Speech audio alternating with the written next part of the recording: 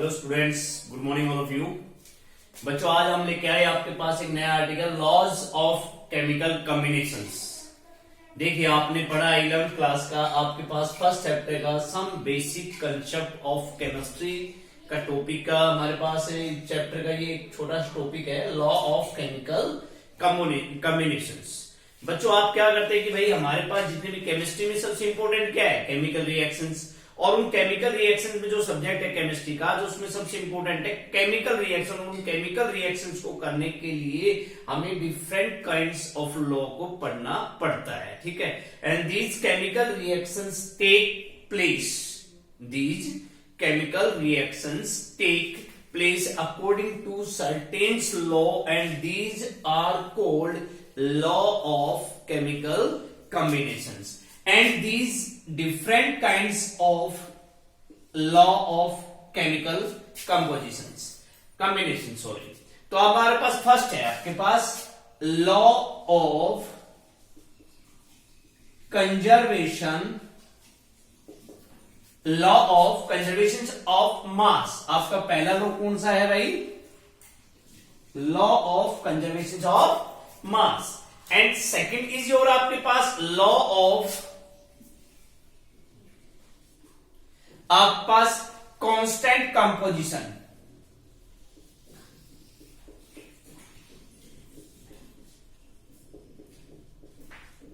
Third is law of multiple, हमारे पास multiple proportions.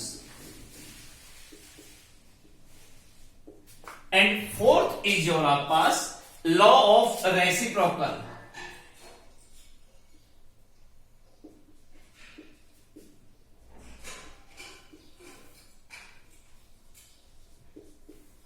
Proportion. And fifth is, ये चारों लोग एक हो गए हमारे पास, और ये पांचवा जो लॉ है आपके पास ये अलग है, वॉल्यूम पे डिपेंड करता है, ये मासेस पे होते हैं। फिफ्थ लॉ इज आपके पास है लॉ ऑफ कंबाइनिंग वॉल्यूम्स।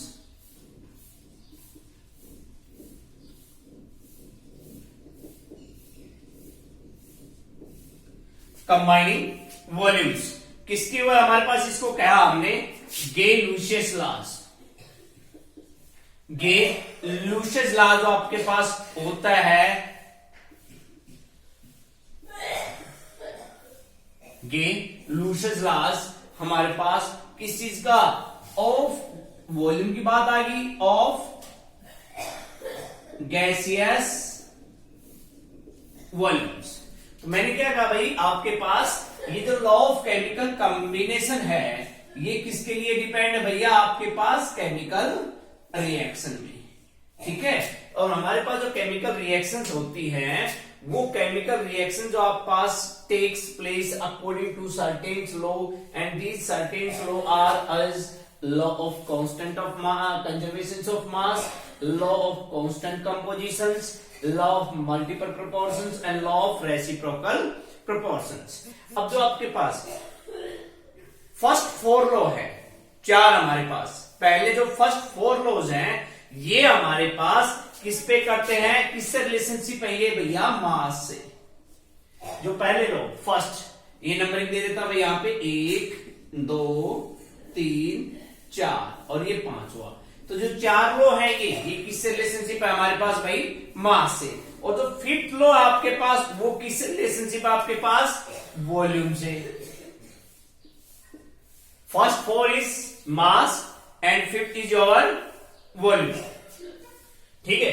तो अब हम बात करते हैं लॉज की, बात करते हैं first law of conservation of मास।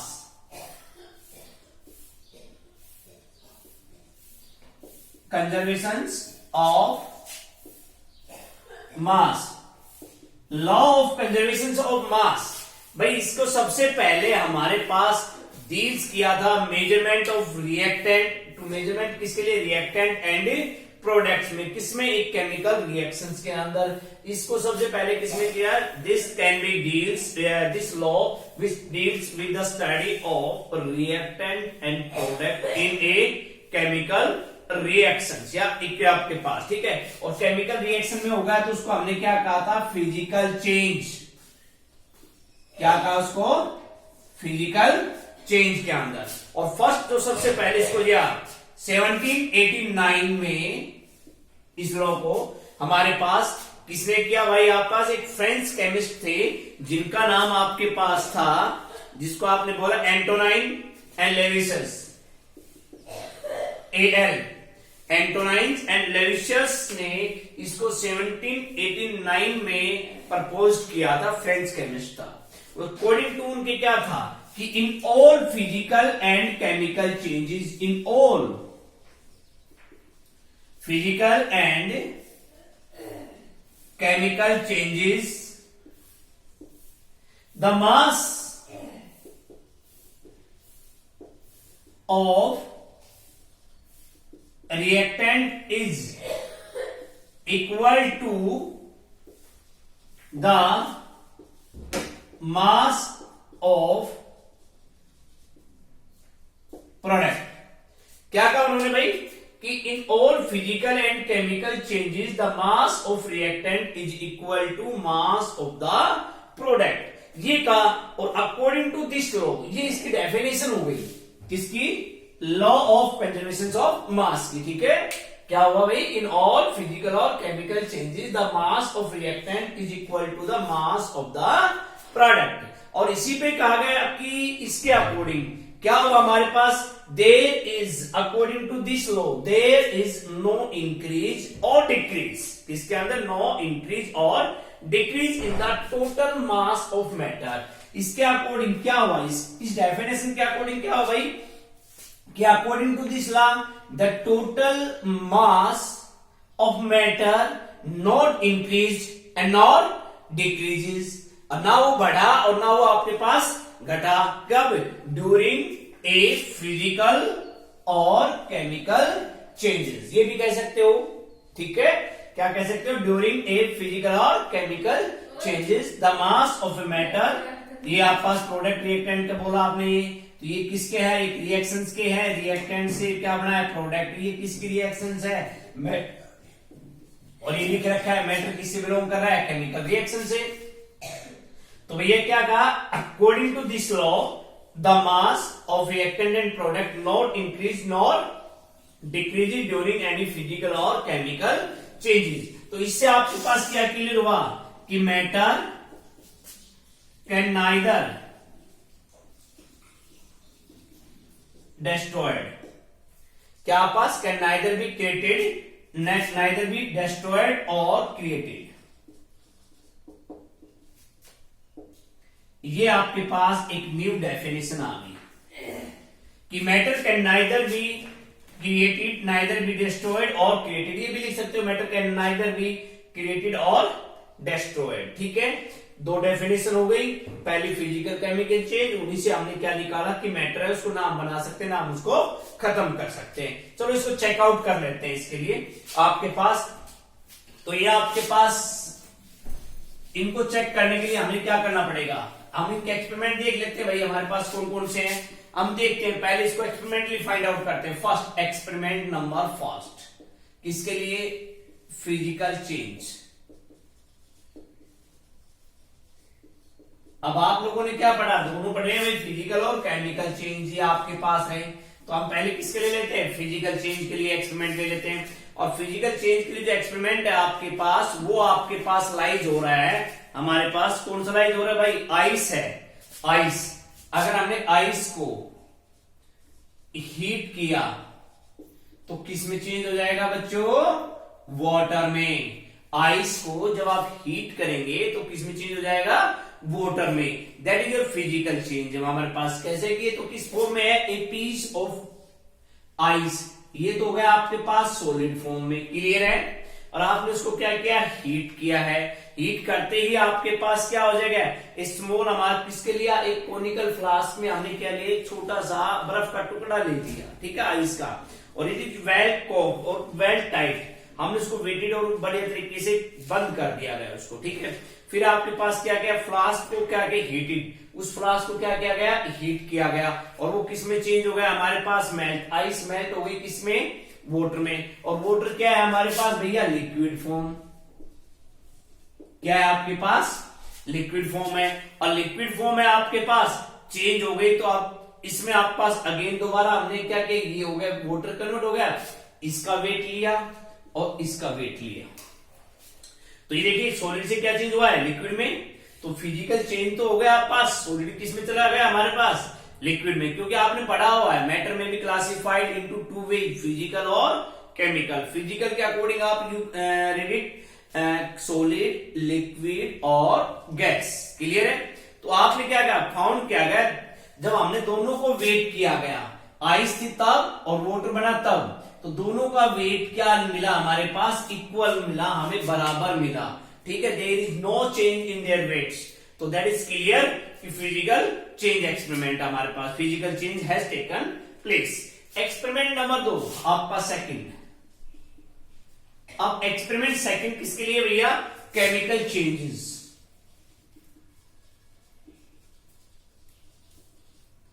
अब केमिकल चेंज की बात आ गई तो यहां तो श्योर है भाई कोई रिएक्शन होने वाली है, किसी दो मॉलिक्यूल्स या सब्सटेंसेस के बीच में रिएक्शन होने वाली है। चलो देख लेते हैं, हमारे पास हमने एक H टाइप की U ट्यूब ली, एक H टाइप की,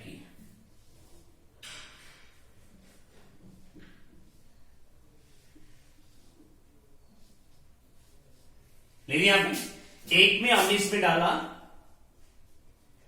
NaCl और दूसरा इसमें रो में डाला हमने AgNO3। ये ओपन होती है दोनों तरफ से। हमको इसको क्या डालकर इनको क्या हीट किया जाता है, हीट करने के बाद में दोनों की ट्यूब हमारे पास बंद हो जाती है। ठीक है, आपके पास तो ये है प्रेसिपिटेशन रिएक्शन। इस टाइप के एग्जांपल है यहाँ प्रेसिपिटेशन रिएक्शन।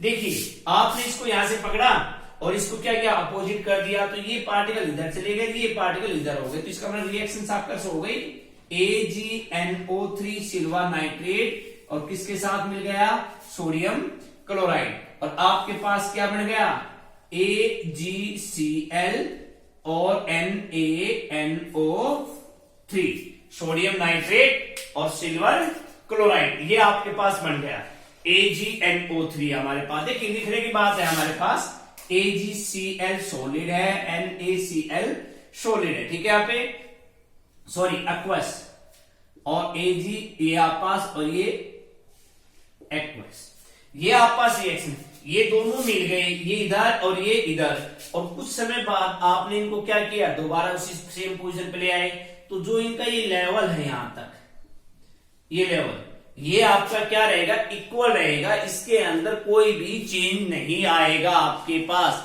और ये आपके पास शो करता है कि दे हैव आपके पास same mass of reactant is equal to mass, या दोनों का वेट क्या रहेगा, बराबर रहेगा। That is your chemical change. दूसरा कहते हैं कि एक एग्जांपल और ले लेते इसमें,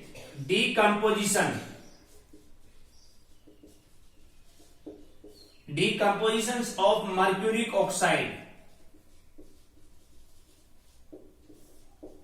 अब डिकम्पोजिशन मतलब टूट रहा है मर्क्यूरिक ऑक्साइड, हमने क्या ले लिया, मर्क्यूरिक ऑक्साइड ये ले लिया HgO सॉलिड। ओके, जब इसको आपने हीट किया हमारे पास, तो ये किसमें कन्वर्ट हो गया, HgL यानी कि लिक्विड, मर्करी हो गया। मर्करी किसमें पाया जाता है, एक्सेप्शनल केस है ये, एलिमेंट्स में लिक्विड फॉर्म में मर्करी मिल गया, प्लस गैस क्या निकल गई, half O2 gas.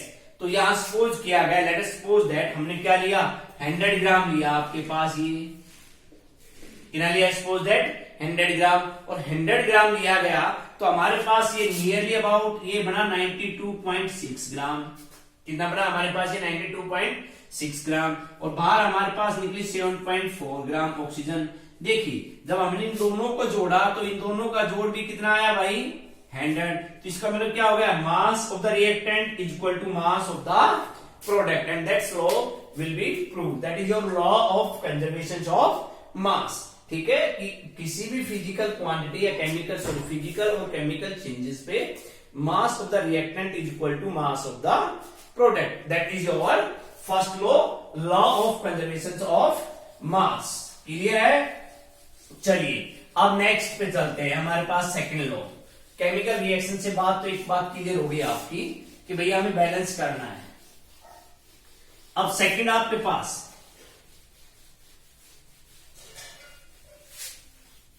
Second is your law of constant composition,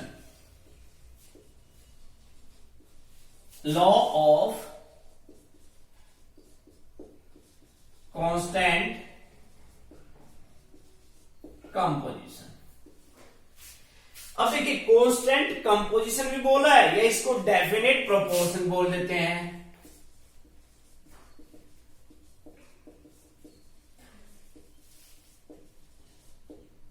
आपकी मर्जी है भैया इसको, और जो ऐसा आपने नाम लिखा है डेफिनेशन लिखी इसके अकॉर्डिंग आ जाएगी हमारे पास। इसको भी आपने पास JL प्रश्न ने हमारे पास किया था प्रूव, हमारे पास इसको, ठीक है। ये भी फ्रेंच केमिस्ट है हमारे पास, JL प्राउस्ट, जिन्होंने आप इसको 1799 में प्रूव किया था। क्या कहा था इसने हमारे पास, कंपोजिशन एलिमेंट थे, कंपोजिशन की बात की ना, तो भैया मिल रहे हैं, कंपोजिशन मतलब वो कहीं ना कहीं मिल रहे हैं आपस में। तो आपके पास क्या कहा था कि केमिकल कंपाउंड, एक केमिकल कंपाउंड, एक केमिकल कंपाउंड होता है कि इज ऑलवेज फाउंड, एक chemical compound is always found, किसे, टू बी मेड ऑफ, जो बना है हमारे पास पाया गया, और किसका बना है, टू मेड बनाया गया हमारे पास, अप ऑफ हमारे पास same element, up of the same element, और वो आपस में क्या करेंगे भाई, कंबाइंड,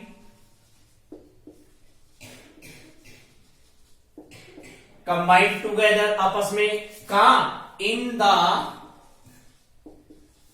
सेम, सेम कह सकते हो, और fixed, same fixed proportion by mass, proportion by मास।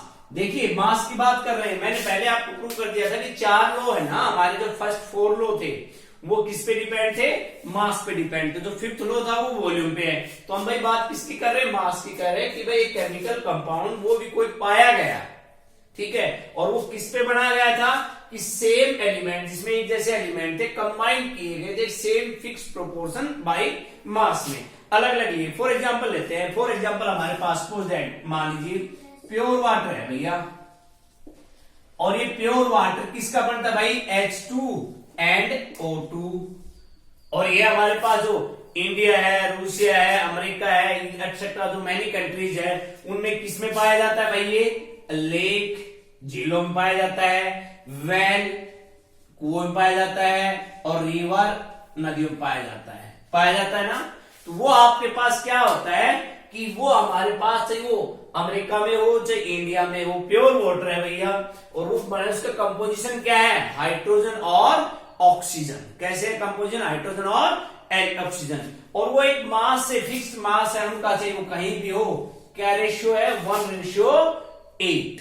कितना है, 1:8 है भाई। H2O है तो देखो ना, हाइड्रोजन का 1 है, इसका तो 2 हो गया, इसका 16 हो गया, तो 1:8। तो ये आपके पास 1:8 में, फॉर एग्जाम्पल हमारे पास प्रूव भी कर रहा है आप पास कि कहीं भी हो element combined together same fixed proportion by मास, तो वो आपका अमेरिका में है, चाहे इंडिया में है, चाहे रूसिया में है, कहीं भी हो, आपका जो H2 का कॉम्बिनेशन रहेगा प्योर वाटर का, वो क्या रहेगा, रेशियो 1:8। एंड सेकेंडली आपके पास क्या है, फॉर एग्जाम्पल लेते हैं दूसरा भी हमारे पास कि for example CO2, carbon dioxide. चलो आप की बात कर लेते, फॉर एग्जाम्पल कैल्शियम कार्बोनेट को हमने क्या किया भैया, हीट किया, क्या बन गया, Ca+CO2, क्लियर है। सेकंड C+O2 जब हमने कंबाइन किया क्या बन गया, CO2। ये फॉर्मेशन देखिए, CO2 को फॉर्मेशन हो रहा है हमारे पास, CO2। और भी ले लीजिए आपके पास कि अगर हमने कैल्शियम कार्बोनेट को हाइड्रोक्लोरिक एसिड HCl के साथ ले लिया तो क्या बनाएगा, CaCl2 प्लस बाहर क्या निकाल दिया उन्होंने H2O, और जब CO3 होता है तो बाहर क्या निकल रहा है भैया CO2, और बैलेंस कर दीजिए, देखो यहां भी CO2।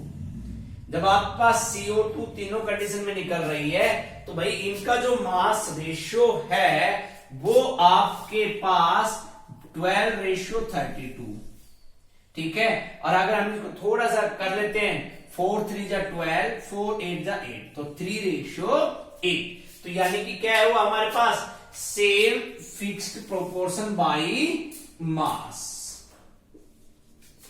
हर जगह आपके पास। That is your law of constant compositions. But इस लॉ की कुछ कमियां थी, लिमिटेशंस थी भैया इसकी, और इसकी लिमिटेशन जो थी हमारे पास पहली कि ये आइसोटोपिक फॉर्म पे एप्लीकेबल नहीं है, आइसोटोपिक फॉर्म्स पे। अब देखिए भाई आप जानते हो कि भाई आइसोटोप्स क्या होते हैं, दो substance which have same atomic number but different mass number. तो हमने इसका लिया एग्जांपल, जब कार्बन की ले रहे हो आप तो कार्बन C12 और C14, कार्बन के दो आइसोटोप हैं, एक रेशियो तो हो गया 12:32 और एक रेशियो हो गया 14:32। तो देखो बेटा यहां पे आपके पास क्या आ गया बच्चों, दोनों अलग अलग आ गए, डिफरेंट आ गए, परंतु ये तो क्या कह रहा है same fix proportion by mass, और that is not applicable here, नहीं हुआ इस पे। तो इसका मतलब दैट इज द लिमिटेशन। तो लिमिटेशन फर्स्ट क्या हो गई हमारे पास, this law is not applicable कब, if an element exist in different isotopic form. Clear है पॉइंट। सेकेंड लिमिटेशन कि द एलिमेंट्स में be combined in same ratio but compound form में भी डिफरेंट, कि एलिमेंट्स हैं वो सेकंड पॉइंट, वो तो सेम रेशियो में है परंतु उनको जो डिफरेंट जो कंपाउंड है वो आपके पास क्या बन रहे हैं, अलग अलग बन रहे हैं। फॉर एग्जांपल हमने लिया एल्कोहल ले लो जी भैया पास CH3OCH3 और हमने ले लिया C2H5OH। देखिए रेशियो तो सेम है, कार्बन ऑक्सीजन और हाइड्रोजन काउंट कर लीजिए, एक और एक, दो कार्बन है, तीन और तीन, 6 हाइड्रोजन है और एक ऑक्सीजन है। क्लियर है। यहां भी देखिए दो कार्बन है, 6 हाइड्रोजन और एक ऑक्सीजन है। तो फॉर्मूला तो सेम है, रेशियो सेम है, पर कंपाउंड क्या है, ये आपके पास इथेनॉल बन रहा है, ये आपके पास डाइइथाइल ईथर बन रहा है। इन दोनों फॉर्म्स के अंदर रेशियो है कार्बन हाइड्रोजन और ऑक्सीजन का भैया वो अलग अलग है। क्लियर है। तो ये आपके पास था आपका second law of constant composition. ये डेफिनेट प्रोपोर्शन से निश्चित मास रहेगा, सेम फिक्स्ड प्रोपोर्शन बाय मास रहेगा, परंतु ये कुछ एक इसकी कमियां भी थी। ठीक है।